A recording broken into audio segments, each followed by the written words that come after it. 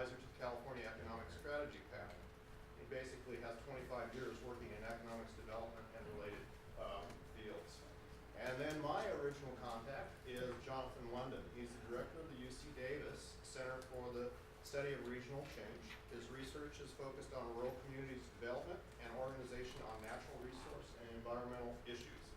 He holds a master's in city and regional planning and a PhD in environmental science and management from the University of California, Berkeley. At this point, I'm going to turn it over to Kathy to start the presentation.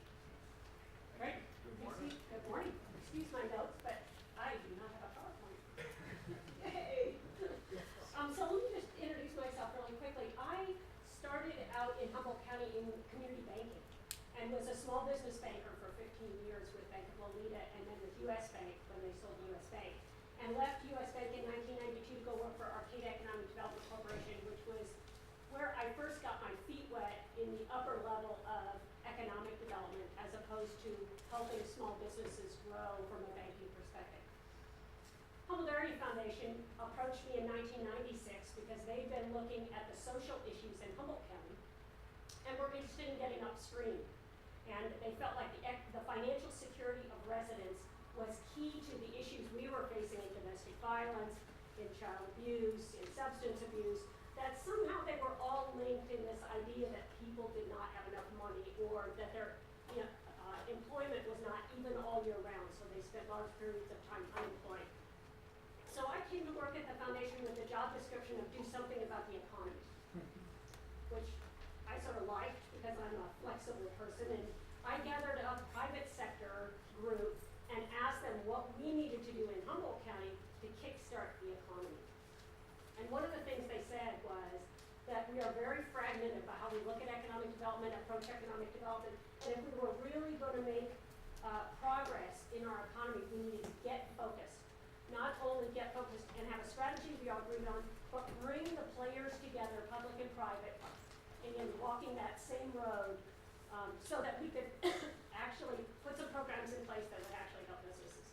So I came to Humboldt Area Foundation in 1996, and I've been working ever since in economic development. And one of the things when I launched into this idea that our region needed to talk about economic development and get its arms around economic development was that economic development is hard to understand. What are those set of activities and how do you choose among all those activities? So one of the things that I always start with when I start talking about regional economic development, particularly rural economic development, is this idea that your economy is like a rain barrel, and water inside your rain barrel is the size of your economy. The size of your economy. If the water inside your rain barrel goes up, your economy has grown. If it shrinks down, your economy has shrunk. What happens inside the rain barrel is the water swirls around, and that's what you hear as called the multiplier effect, or the amount of times it changes hands internally. Unfortunately, rain barrels are not leak-proof, and most economies have leaks in them. And so when you think about your economy as a rain barrel, you always want to be thinking of how do we put more water in and how do we stop water from leaking out. That's what makes a growing economy in a region. The economy, the water in the rain barrel, is sometimes referred to as your base economy. About 30% of your total economy in your region comes from businesses who sell goods and services from outside the area, or who somehow import dollars into your region. That is an important piece of your economy to watch. It is the foundation for the rest of your economy. So when you think about having few economic resources, the base economy and plugging the leaks are the two places you need to look at how you can in fact change the economic future of this region. So let's talk just a minute about how you grow a base economy. One of the ways you grow a base economy is that you bring in businesses who sell goods and services outside of your region. The base economy is focused on selling goods and services outside your region. So you can bring businesses in. You can grow the businesses who already exist here, and they can sell more goods and services outside the region.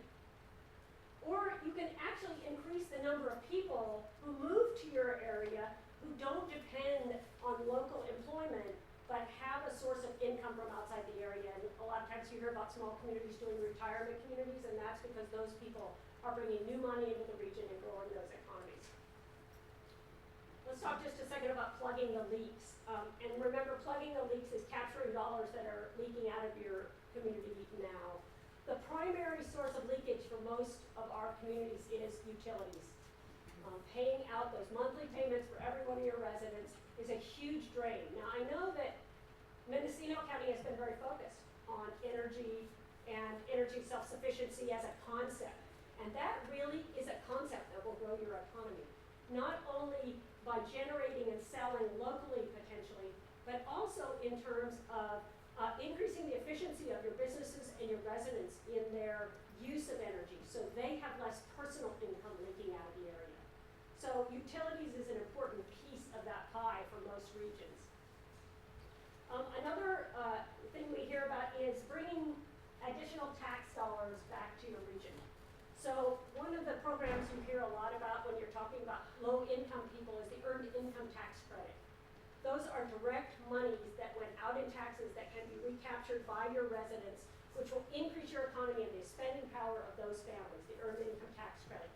Many of those families do not file tax returns, and yet could be getting new money back into your economy.